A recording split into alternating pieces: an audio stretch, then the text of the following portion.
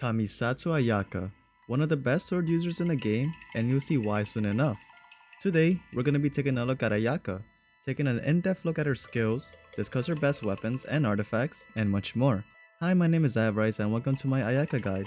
If you're looking for something specifically, I'll be leaving the timestamps in the description below. Without further delay, let's begin. So for this little quick overview, we're going to be taking a look at Ayaka's base stats at level 80, while it's being compared to every other sword user in the game at level 80, to see what can you expect out of Ayaka. So starting with her HP, is quite average at 11,345. Her attack is at 302, which is actually the highest attack of any sword user, but her defense is below average at 692. Keep in mind that these stats can quickly change due to the artifacts she is using or the weapon she has as well. So now, let's check out what materials does Ayaka need. This is for Face Ascension 5, which is the Face Ascension we're going to be working with throughout the video, and this will upgrade crit damage. So for this, you're going to need 1 Shivata Jade Silver, 9 Fragments, and 9 Chunks. You're also going to need 18 Old Handguards, 30 Kageuchis, and 12 Fame Handguards. You're also going to want to stop by Narukami Island, because you're going to need a lot of Sakura Blooms. You're going to need a total of 108 Sakura Blooms. And for the boss material, you're going to need 26 Perpetual Hearts, which is dropped by the Perpetual Mechanical Array. For Face Ascension 6, you're going to need 6 gems, 20 more hearts, 60 more Sakuras, and 24 more Fame Handguards. And now this is for Tannen materials. This is just to get 1 Tannen from level 1 to level 8. So for this, you're going to need 6 Old Handguards, 22 Kageuchi Handguards, and 10 Fame Handguards. Elegance books is also going to be required, and to get this, you're going to need to stop by the Violet Court on Tuesdays, Fridays, and Sundays. You're going to need 3 teachings, 21 guides, and 10 philosophies. And for the weekly boss material required, you're going to need 2 Blood Jade branches, which is obtained by the Asaha challenge. This will cost you your usual 502,500 Mora, and this is to get 2 Tannens to level 8, and this is to get 3 Tannens to level 8. For Ayaka's normal attack, Kamisatsu Art Kabuki has a 5-hit combo. It is neither a high or low combo since all sword users have a 5-hit combo. Here's her attack in 4 different angles. And this is in slow motion.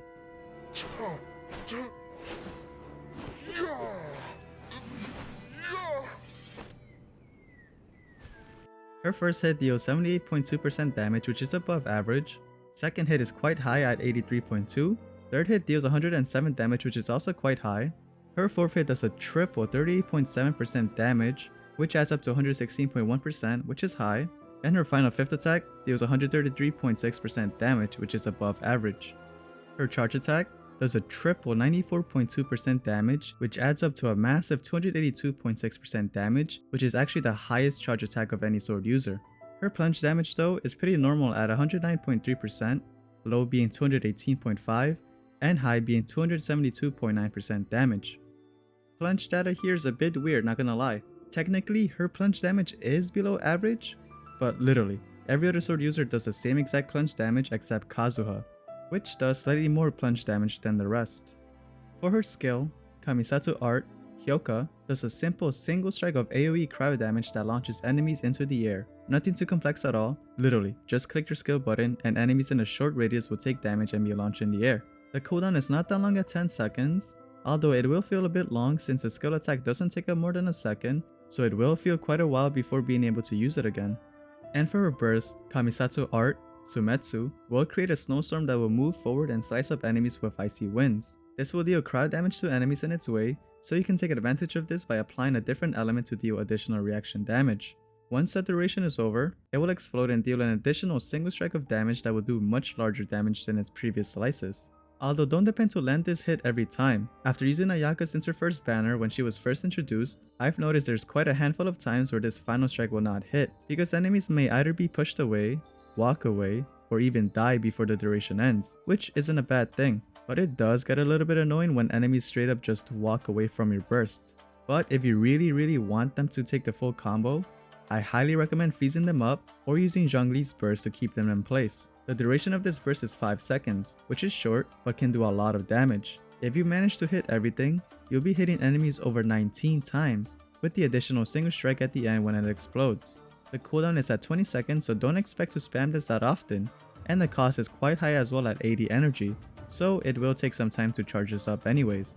And for her passive talents, Ayaka has an additional 4th passive talent that very few people have, which allows her to have a different kind of sprint, called Kamisatsu Art Senho. This allows her to move around a bit faster than a regular sprint while hiding herself in a frozen fog. What makes this special as well is her ability to apply cryo to enemies once she is done sprinting, as long as she finishes sprinting right next to them. This will deal no damage. However, it can be very useful if you want to start an elemental attack with somebody else, but that won't be necessary most of the time, since she has an additional ability to this passive, which lets her sword be infused with cryo damage after she is done sprinting for 10 seconds. You can also hold this sprint without moving and she will remain hidden without losing any stamina. You can also travel across bodies of water much more quickly and create a small ice platform that can be walked on for a very brief moment. Her next passive talent, Amatsumi Kunitsumi Sanctification, unlocked after the first ascension. After using Ayaka's skill, her normal and charge attacks will deal 30% increased damage for 6 seconds. Her next passive, Content Semnio Blessing, unlocked after the 4th ascension, plays a role in her special sprint. So what this does is after you finish sprinting and you manage to apply cryo to enemies, you will gain 10 stamina and gain 18% cryo damage bonus for 10 seconds. And for her final passive, Fruits of Shinsa, when Ayaka crafts weapon accession materials, she has a 10% chance to receive double the product. For talent priorities, let's talk a little bit on what talents you should be leveling up first, or which ones to avoid to prevent you from wasting your hard-earned mora or your limited resources. So coming in first, we have is your Elemental Burst. This is because it's actually a really good burst. I know I said a couple minutes ago that you may not always hit everything, which is true, but with the amount of hits it does in a short amount of time, it can do pretty good damage even if it misses a few hits. Not to mention, it isn't a singular target attack, it attacks anything in its way. So if you get someone to crowd control a group of enemies and use her burst on them, they're not gonna have a good time. Coming in second is her normal attack. If you plan to have her as a DPS or even sub DPS, you should really consider getting this talent to the same level as her burst. Her regular attacks may not do that much damage, but in order to fix this, all you have to do is sprint, even if it's just for a second, because after this you'll be doing a lot more damage with her cryo infused hits. It's incredibly powerful since you don't have to use a skill or burst to activate her cryo regular attacks. You can simply tap your sprint once again to refresh her cooldown, which you may be doing naturally anyway when dodging. And lastly, is her elemental skill. Her whole kit is very powerful and her skill is no different. I wouldn't say to keep it at the same level as your burst or normal, but if you want to, it definitely wouldn't hurt. Not you at least.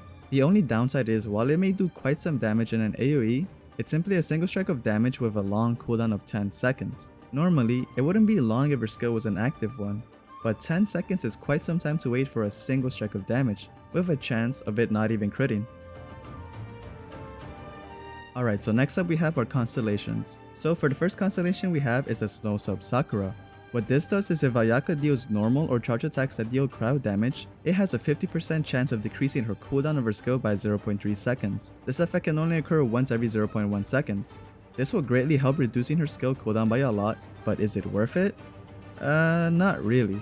Well sure, her skill damage is quite good, but most of the time when I'm using it, I'm looking for that max benefit of doing AoE damage to a group of enemies, to get the max out of it. But you won't always be facing a group of enemies. Don't get me wrong, you won't lose damage if you do it to a singular target, but if you want to get the max out of it, you will want to use it in a group instead.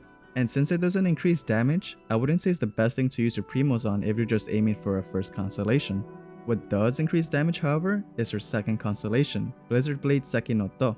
What it does is when casting her burst, it will unleash 2 smaller additional Frostflake Seki no To, each dealing 20% of the original storm's damage. Now, this is honestly worth pulling for if you're thinking about getting one of her constellations. Definitely opens up a much bigger door to do more damage to more enemies at once, and even do more damage to enemies if they get caught in between her storms.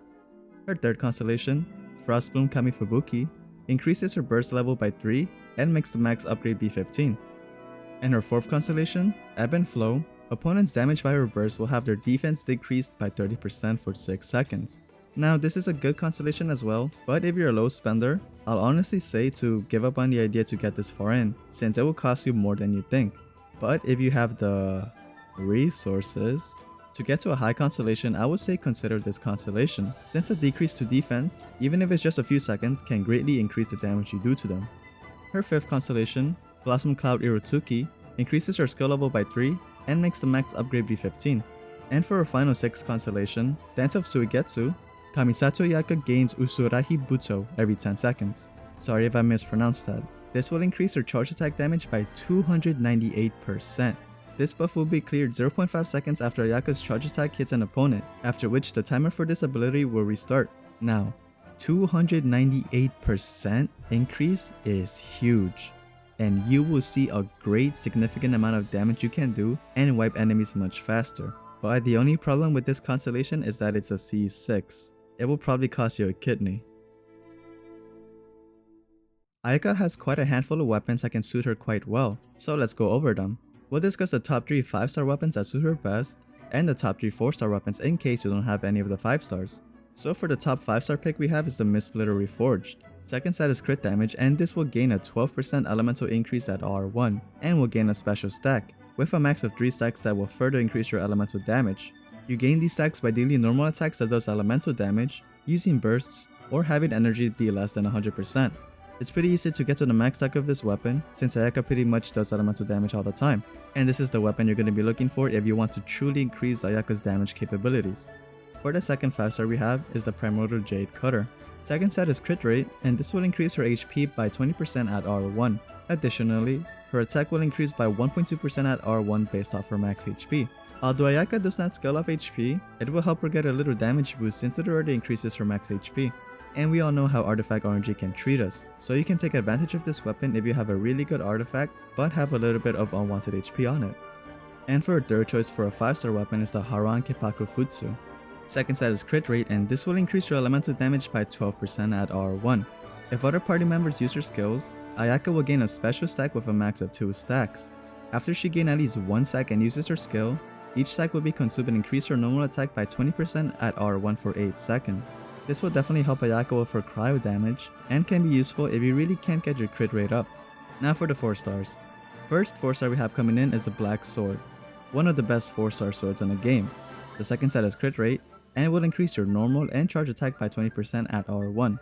It will also regenerate 60% of your attack at R1 to HP if your normal or charge attacks deals a crit hit. This can only happen once every 5 seconds. Definitely will help you out if you want more of a main DPS build. Although I understand that this isn't a choice for everyone, since it is behind a $10 paywall. In case you didn't know, the only way to get this weapon is by buying the $10 battle pass. But if this weapon of choice really isn't for you, then the next choice we have is the Aminoma Kagyochi. Second set is attack percent, and after using a skill, you will gain a special stack that can be triggered once every 5 seconds, with a max of 3 stacks. And once you use up your burst, it will regenerate 6 energy at R1 for every stack consumed.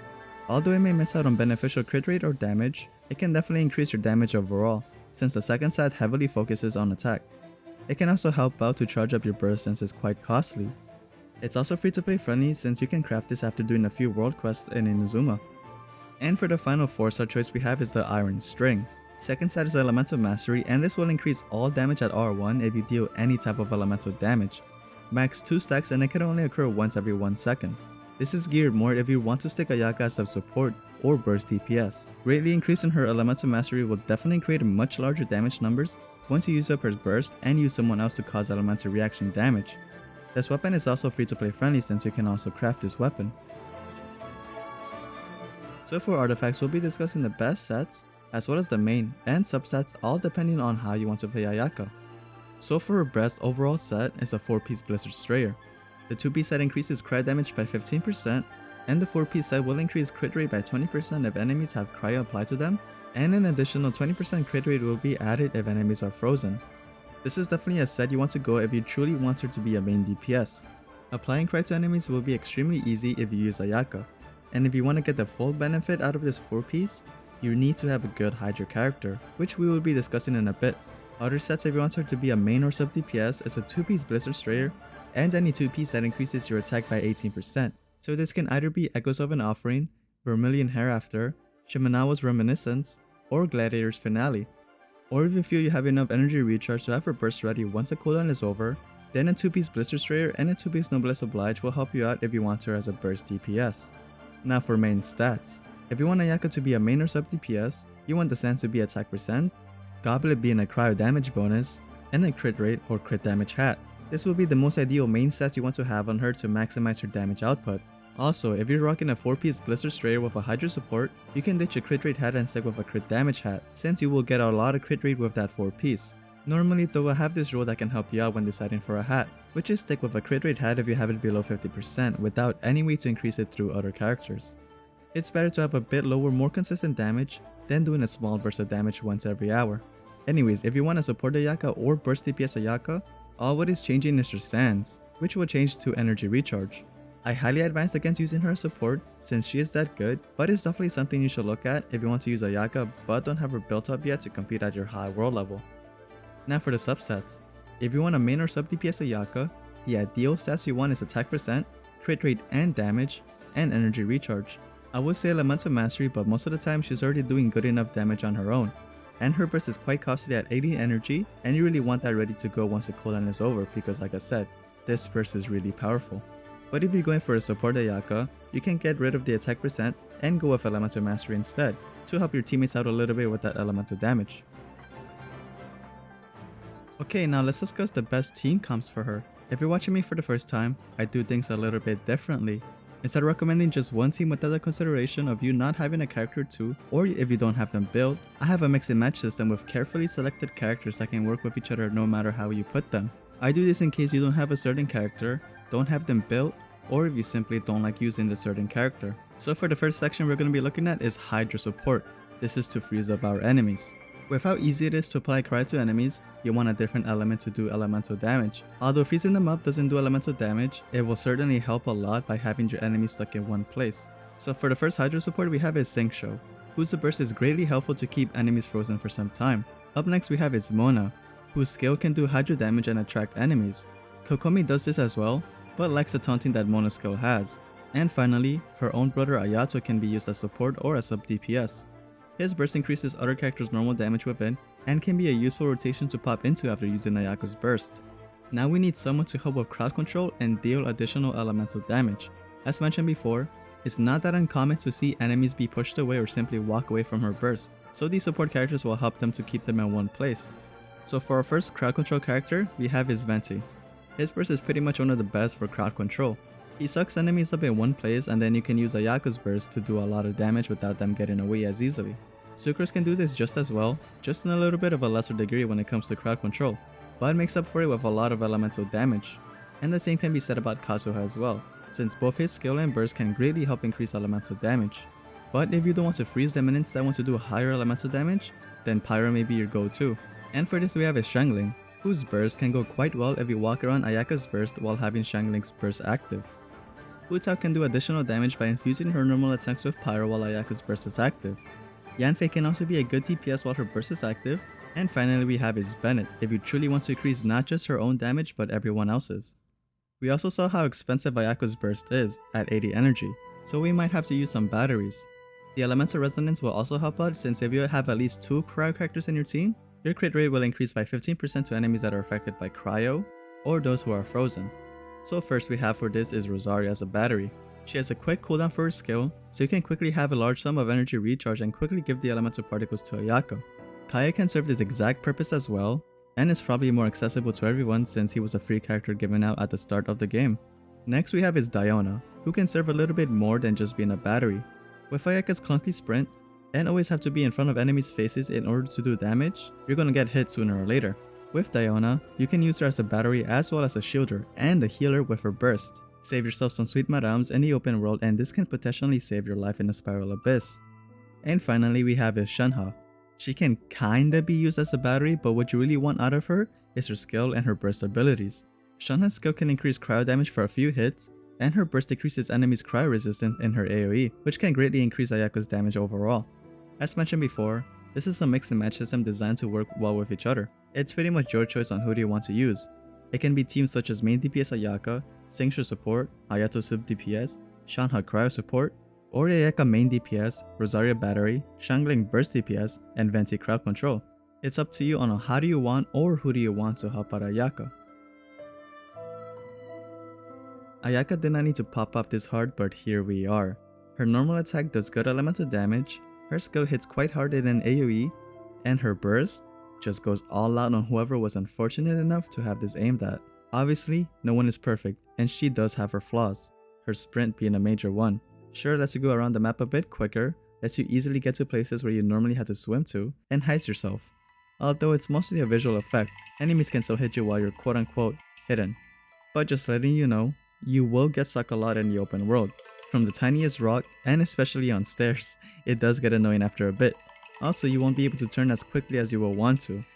Going in a 180 turn with any other character instantly makes them switch directions, but Ayaka will take a wide turn, which does get in the way of combat sometimes, and may get you hit sometimes because Ayaka wanna be drifting or something. Also, you can't cancel your sprint or charge attack with a jump or simply switch in direction. With anyone else, you can either jump or sprint a different direction if you want to quickly change directions or if you want to end your charge attack sooner. But with Ayaka, you can't do this. She takes some time while she goes in and out of her sprint, which in this time you can't jump or attack. It will eat up some time in the abyss and will make you eat some hits which could have been easily avoided if you used anyone else. And finally, the most deal breaker of them all, you can't chop wood if her normal attack is infused with cryo. Yeah, I don't get it either. But wow, that was a lot of rambling just for her sprint alone. But don't let it discourage you, she is a very good character, extremely powerful when paired up with a solid support, and beginner friendly, gameplay wise. If you're new and thinking of getting Ayaka or not, I would definitely say go for it. She's really powerful, there's a reason why she's a top pick in the Abyss. Even if you don't have Inazuma unlocked yet, she's one of the very few characters I'll say to pull for, even if your resources aren't yet available, simply because she is that good. Anyways, thank you so much for watching, hope you enjoyed this little guide, and if you did, you can show it by leaving a like and subscribing while you're at it. It helps more than you think and it's free. You can always unsub later. And if you want more, here's a playlist of other character guides with much more to come. And here's other Genshin related content. Once again, thank you so much for watching and I will see you next time.